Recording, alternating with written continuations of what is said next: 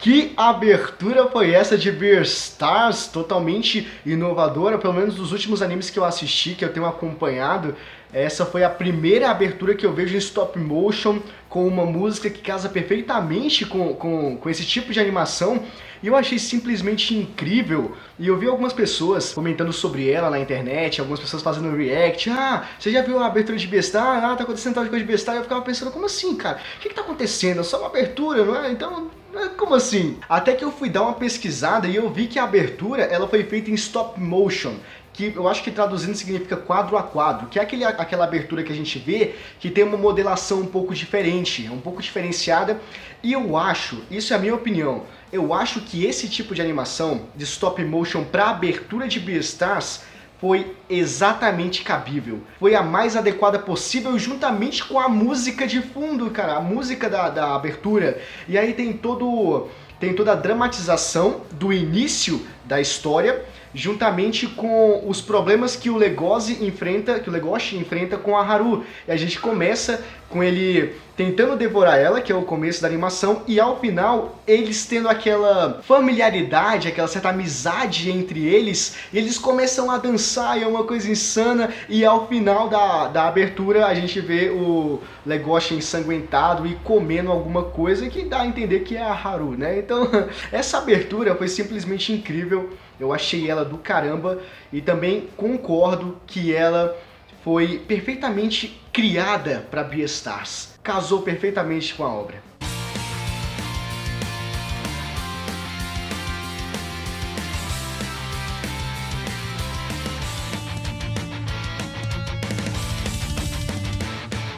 Dito isto, eu queria comentar com vocês também agora sobre o episódio. Nós estamos aqui mais uma vez para fazer as impressões semanais de Beastars, episódio 2 desta vez, e nós começamos o episódio com o Legoshi enfrentando os instintos selvagens dele, que foi uma coisa interessante, porque é como se fosse um alter ego.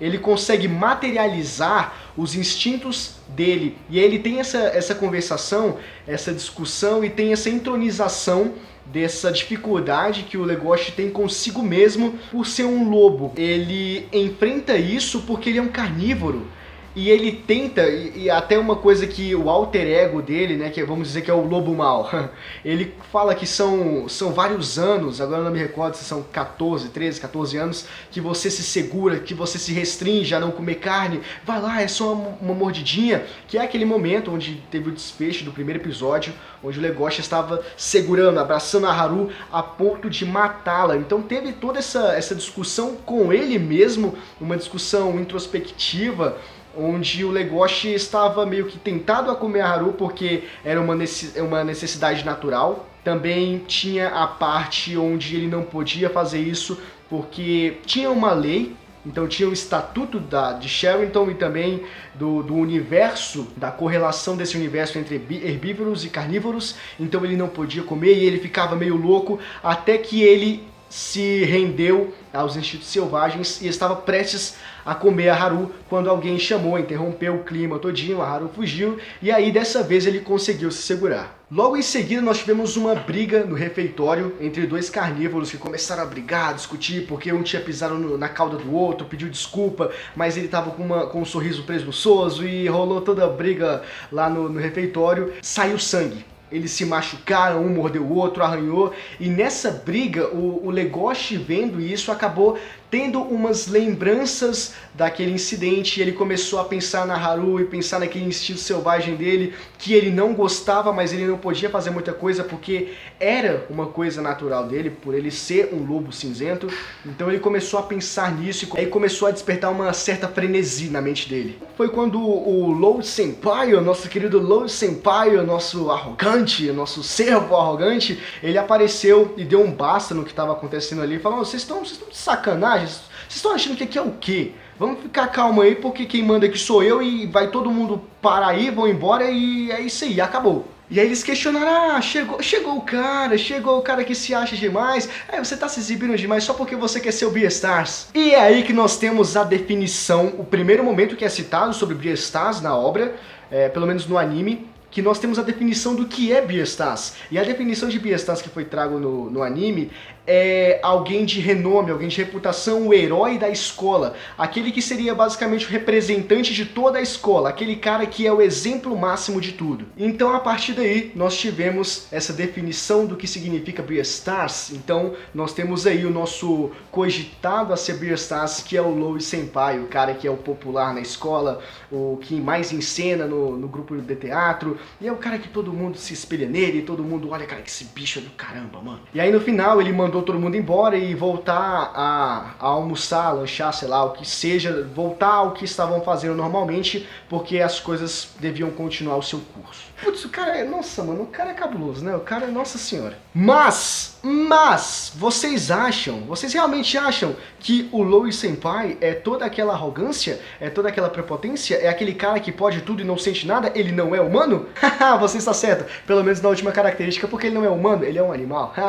Mas engana-se você se você acha que o Louis Senpai é uma pessoa que não tem dificuldades na vida, porque ele tem muitas dificuldades. Você que acompanha o mangá, você sabe exatamente as dificuldades que o Louis Senpai enfrentou, mas você que não acompanha, você vai saber também, mas eu posso dizer pra vocês que não acompanham o mangá, que o Louis usa apenas uma fachada. Então se você acha que ele é aquele cara totalmente sem nenhum problema, nenhuma preocupação, que todo mundo quer ser como ele porque ele é do caramba, e ele não tem dificuldades na vida, você se engana porque ele tem muitas dificuldades. E nesse episódio foi evidenciado de uma forma clara que ele sofre tanto pela morte do Ten, a alpaca que foi assassinada por um carnívoro, que ele também, na verdade, sofre por suas próprias causas pessoais que ainda não foram apresentadas, mas serão apresentadas. Mas nesse segundo episódio mostrou, depois que ele sofreu aquele acidente tentando salvar aquele colega de equipe, ele machucou a perna e ele finge que nada aconteceu, e ele tá mancando, tá cheio de hematomas, mas na frente de todo mundo ele é o Louis Senpai arrogante, o cara Beastars. Então todo mundo passa a dar uma credibilidade nele, mas nos bastidores ele é um cara que sofre muito. E pra finalizar esse vídeo, eu queria comentar que foi o desfecho do episódio, muitas coisas aconteceram nesse finalzinho, mas o mais importante é o reencontro do Legoshi com a Haru, aquele encontro totalmente constrangedor, não é verdade? Onde o Legoshi foi com seu amigo Tatuzinho e o Tatuzinho deixou o Lobinho sozinho lá pra conversar com a Haru, que era um momento totalmente constrangedor, mas o Tatuzinho não tinha culpa. Por quê? Porque ele não sabia o que tinha acontecido anteriormente, somente o Legoshi e a Haru. Mas tem um detalhe, a Haru não se lembrava do que tinha acontecido na noite anterior. Ou será que não? Pô, pois então, eles começaram a conversar, dizendo que porque o Legoshi foi buscar as flores pra colocar no corredor da apresentação que ia ter do clube de teatro e tudo mais. E aí eles começaram a falar sobre ela ser a única integrante, o único membro do grupo de jardinagem. E aí começaram a conversar sobre várias coisas, o Legoshi começou a ajudar ela. E no final ela perguntou se ela poderia retribuir pela ajuda que ele deu, né, carregando os vasos de um lugar pro outro, porque ela não conseguiria sozinha, porque ela é pequena, frágil, indefesa, essas coisas mais. E aí o Legoshi fica pensando o tempo todo, caramba, o que eu peço? Meu Deus, o que eu peço? Eu tenho que pedir alguma coisa, mas eu não sei o que pedir. E ele fica pensando. E enquanto isso, a Haru é mais esperta. Ela já tá no gatilho e ela fala, ah, você quer o que todo mundo quer. Tá bom, então. E ela começa a tirar a roupa, velho. E aí, lembra que eu comentei com vocês no primeiro episódio que ela tinha uma fama lá na Sheraton School? Era essa a fama, porque ela dorme com todos os garotos, mas eu acho que eu comentei isso com vocês, mas agora enfatizou mais ainda o episódio. E aí o Legoshi tá pensando com os olhos fechados e ela tá tirando a roupa, e quando ele abre os olhos, ela está de calcinha e sutiã na frente dele, falando, pode vir, mesmo que seja selvagem, eu vou fazer o máximo pra curtir o que tá acontecendo aqui. E ele fica, cara, que merda tá acontecendo aqui, véi? E aí eu já tava ficando emocionado, porque caraca, como é que o Legoshi vai sair dessa, moleque? O que vai acontecer? Aí o episódio acabou. Bom, galera, esse aqui foi o vídeo de hoje, eu espero que vocês tenham gostado dessa review. Deixa nos comentários se vocês quiserem que eu continue fazendo as impressões semanais de Beastars. Esse é o segundo episódio. Eu vou criar uma playlist, pelo menos para ficar esse primeiro e o segundo. Se vocês quiserem, deixe nos comentários, deixa o like também, que eu vou saber o engajamento desse vídeo. E aí eu continuo fazendo os vídeos e vou colocando na playlist, para caso vocês queiram voltar a assistir um dia, ou vocês queiram recomendar para alguém, vai ter a playlist dos vídeos que eu vou fazendo aqui relacionados a Beastars, beleza? Então é isso daí, muito obrigado, se inscreva no canal, ative o sininho das notificações para vocês ficarem por dentro de todos os vídeos futuros que eu enviar aqui no canal. Deixa o like também, que é muito importante você deixar o like. Lá no Instagram tá rolando um sorteio do mangá de Tokyo Ghoul RE Volume 1. Aqui na descrição tá o link para você poder participar, também tem um link do perfil para você seguir a gente lá, beleza? Conto muito com o vosso apoio, a gente se vê no próximo vídeo, é nóis, valeu, falou e tchau!